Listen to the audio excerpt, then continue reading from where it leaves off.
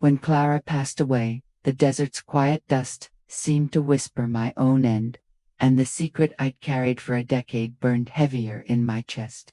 I was 70, a grandmother, arranging flowers in our adobe house in Taos, New Mexico, where sagebrush swayed under the shadow of the Sangre de Cristo Mountains. Clara's absence, taken by cancer at 69, left a hollow that echoed through my days. I walked the desert trails, their paths winding like my thoughts, tended roses in our garden, cooked for Edward, my husband of 40 years, but the weight of a past love, Daniel, his best friend, clung to me like sand after a storm. What would you confess to be free before your time runs out? Clara's passing stirred a fear in me, not of leaving this world, but of leaving it with regrets unspoken. I knew I had to tell Edward, to unburden a truth I'd buried for 10 years. Why now? Because time was no longer a promise, and silence was a heavier burden than shame. The adobe house, its terracotta walls cracked from years of sun, held our life together. Edward's tools in the shed, my flower baskets, the faint scent of sagebrush drifting through open windows. I'd spent mornings arranging bouquets, my hands calloused from years as a florist, their lines telling stories of blooms and thorns. Edward, 72, gray hair tousled, brown eyes warm as the desert at dusk, would sit in his armchair, reading or sketching engine parts, a retired mechanic's habit. We were steady, like the mountains beyond, but beneath my calm, the secret pulsed. Clara's absence sharpened my sense of life's fragility. Her laughter gone, her coffee cups untouched. At our weekly pub, I saw my own days numbered, each sunset a reminder to speak before it was too late. It was a spring evening, 2023, in our adobe living room, the walls glowing under soft lamplight. On a shelf stood the ceramic bowl Daniel gave me, its sage green glaze catching the light like a memory. I reached for it, my hands trembling not from age, but from the weight of what I was about to do. I didn't mean to drop it, but my fingers, unsteady with intent, let it slip, and the bowl shattered on the clay-tiled floor. Shards scattered, and there, among them, lay a sage-green letter, folded tight, its edges worn. Edward's brow furrowed, his brown eyes searching mine, a question forming. I handed him the letter, my heart pounding like footsteps on a desert trail. Would you break something precious to reveal a hidden truth? I sat across from him, my blue eyes avoiding his, the air thick with sagebrush and silence. Edward, I said, my voice cracking like dry earth, I loved Daniel 10 years ago. I'm so sorry. His face froze, eyes wide, jaw tight, the letter trembling in his calloused hands. He unfolded it, reading my words to Daniel, written in a fever of guilt and longing, each line a confession of a heart divided.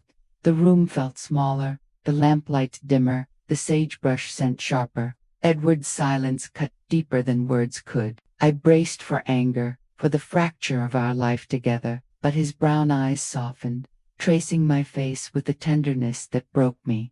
How would you face a betrayal from someone you loved? 10 years ago, I was 60, running a flower shop in Taos, its windows open to the desert breeze.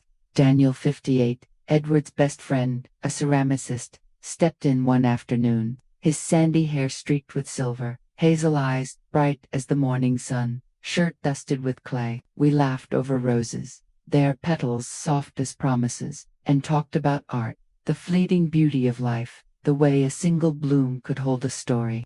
His voice was sunlight, warming corners of my soul I'd forgotten.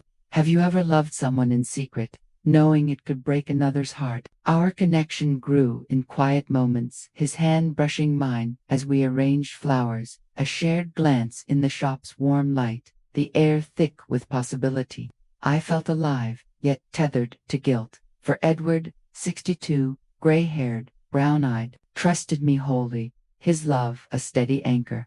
The intimacy deepened in stolen moments. One evening, in the pottery shop's back room, surrounded by clay and half-formed vases, Daniel kissed me, his lips soft, the air heavy with desire and dust. My heart raced, torn between passion and the weight of betraying Edward.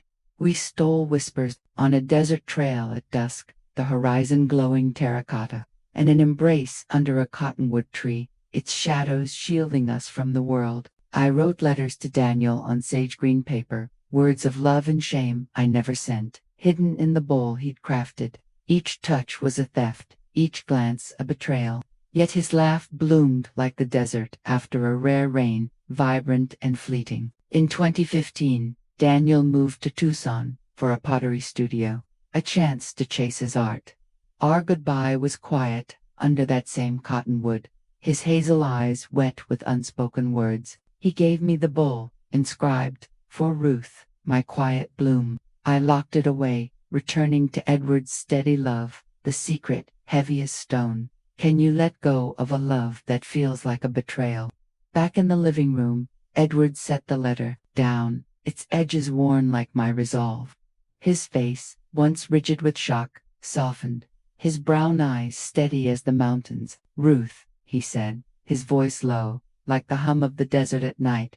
"It hurts, knowing you carried this alone, but you're here, telling me. That's what matters." He took my hand, his calloused fingers grounding me, a mechanic's strength still in them. He spoke of his own regrets, missed chances with his brother, words left unsaid to his father, and how love, even when it falters, is human. "We're not perfect," he said, a faint smile breaking through, "but we're honest now. That's enough." His forgiveness was a gift, his wisdom a beacon, guiding me from shame to grace. What would it mean to forgive someone who broke your trust? Edward's words lifted me, urging me to live without hiding, to embrace our imperfect love as something whole. Clara's absence and Edward's grace reshaped me. I felt unburdened, my love for him deeper, rooted in truth rather than silence. I returned to arranging flowers, their petals softer now, walked the desert trails, my steps lighter under the vast sky. The adobe's cracked walls, the sagebrush scent felt like home again, a place where truth could breathe. What truth could you share to live without regret? Edward and I talked more, laughed more, his brown eyes a steady anchor, his sketches now of flowers, not engines, a quiet nod to our shared life.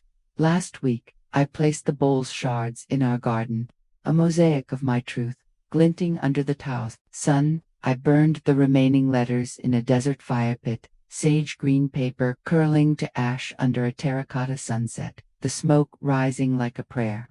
I thought of Daniel, his sunlight laugh fading into memory, and Edward, my constant, whose forgiveness taught me to live fully. If you were me, would you confess a past love to your spouse, or carry it silently? Why now? I share this with you, strangers I'll never meet, because truth sets us free. It's not about erasing the past, but owning it, letting it shape you into someone braver. Share your story, a truth you've held, a love you hid. Like, subscribe, and join our channel for more stories that inspire the heart.